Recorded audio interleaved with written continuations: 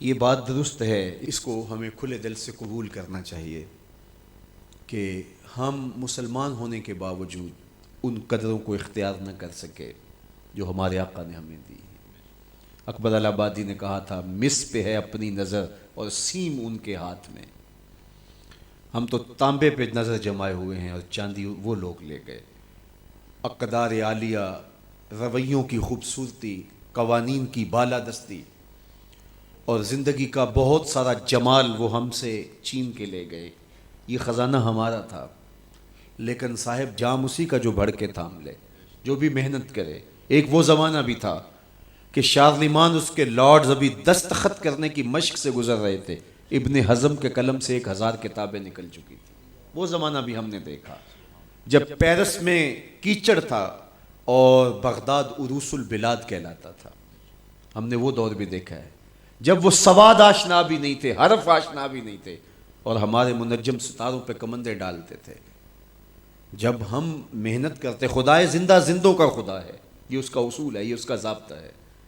لیکن جب ہم جو ہیں وہ پیچھے آ گئے تو انہوں نے آگے بڑھ کر جام تھام لیا. یہ بات میں ضرور کہوں گا، خیر کی قدریں جہاں بھی ہیں، کسی کفر کے معاشرے میں بھی ہیں، لیکن وہ پھوٹتی میرے حضور کے قدموں سے ہی ہیں. چوکھٹ اسی سے ہی فیض اور نور اور روشنی پھوٹی ہے، اجالے یہیں سے گئے ہیں، ورنہ انسان آج بھی زنجیروں میں جکڑا ہوتا. وہ کیسا سماج تھا کہ جب بیٹی کو زندہ درگور کر کے باپ آتا تھا تو معاشرہ اسے داد دیتا تھا کہ تو نے اپنی آبرو بچا لی ہے، تو نے اپنی عزت بچا لی ہے. اور یہ اتنا بڑا گھنونا جرم. قیامت کے دن سب سے پہلا سوال نماز کا ہوگا، لیکن سب سے پہلا فیصلہ قتل کا ہوگا.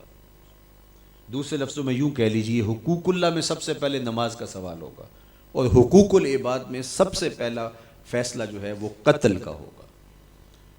اور قتل میں بھی وہ بچیاں جو زندہ درگور کی گئی، ان کا مقدمہ پہلے لایا جائے گا. قرآن بتاتا ہے وَإِذَا الْمَوْءُودَةُ سُئِلَتْ بِأَيِّ ذَنبٍ قُتِلَتْ. قبروں میں گڑی ہوئی بچیاں اٹھائی جائیں گی، اللہ کی عدالت ہوگی، ان کے ظالم باپ کٹہرے میں کھڑے ہوں گے.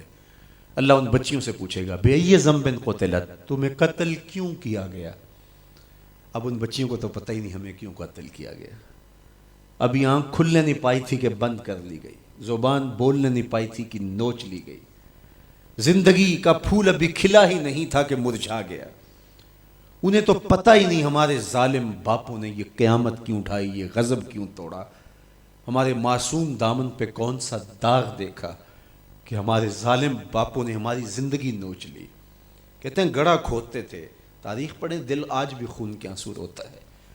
اور گڑھا کھود کر کے اس میں کھلونے رکھتے اور بچی وہاں بیٹھ جاتی اور کھلونوں سے کھیلنے لگتی، اور وہ اوپر سے ریت ڈالتے، اور وہ بچی پہلے پہل تو اس کو کھیل سمجھتی اور وہ اس کھیل میں خود شریک ہوتی. لیکن جب اس کے کندھوں سے اوپر تک ریت بڑھتی اور اس کی سانس دبنے لگتی، پھر اسے سمجھ آتی یہ کہانی کوئی اور ہے.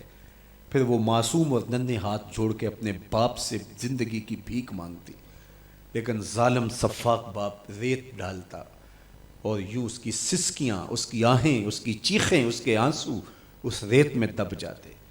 اور اس معصوم ننھی چڑیا کے لیے نہ کوئی موم بتیاں جلانے والے تھے، نہ کوئی اس کے لیے احتجاج کرنے والے تھے، اور نہ کوئی اس کی FIR کٹتی تھی. باپ کو بھی داد ملتی، ماں کو بھی داد ملتی. معاشرہ صفاق اس پہ ماتم کرنے کی بجائے اس پہ خوشیوں کا اظہار کرتا. پہلی آواز پورے عرب میں جو اٹھی اور بلند ہوئی وہ میرے حضور کی تھی. بیٹیوں کو قتل کرنے والوں سن لو، میری فاطمہ میرے جگر کا ٹکڑا ہے. یہ پہلی آواز تھی. یہ صرف کلمہ محبت ہی نہیں ہے، اس ظالمانہ سماج کے خلاف جو ہے وہ علم جہاد میرے حضور نے بلند کیا. میری بیٹی میرے جگر کا ٹکڑا ہے. اور کہا جو 2 بیٹیاں، 2 بہنیں اللہ کی رضا کے لیے پروان چڑھائے اور ان کا نکاح کر دے، قیامت کے دن وہ یوں میرے نیڑے ہوگا جس طرح یہ 2 انگلیاں کری. یہ جب میرے حضور نے فرمایا، مجمع سے ایک شخص کھڑا ہو گیا. حضور کیا جس کی 2 بیٹیاں نہیں ہیں اس کو یہ اعزاز نہیں ملے گا؟ کسی بیچارے کی 2 بیٹیاں نہ ہو، 1 بیٹی ہو، تو کیا اس کو یہ اعزاز نہیں ملے گا کہ وہ آپ کا ساتھ پائے؟ حضور نے فرمایا اسے بھی ملے گا. لیکن میں آپ کو دعوت فکر دیتا ہوں کہ اس سوال کے پیچھے کی کیفیت دیکھیے. اس کی 1 بیٹی تھی، کہاں بیٹیاں زندہ درگور ہو رہی ہیں اور کہاں ایک بیٹی والا کہتا ہے کاش کہ میری بھی 2 بیٹی۔ یہ تھا لایا ہوا میرے حضور کا نظام۔ بیٹیوں والے فخر کرنے لگے کہ ہماری بیٹیاں، یہ ہماری بخشش کی ضمانت ہوگی، 2 بیٹیوں کا نکاح کر لو، بخشش کی ضمانت۔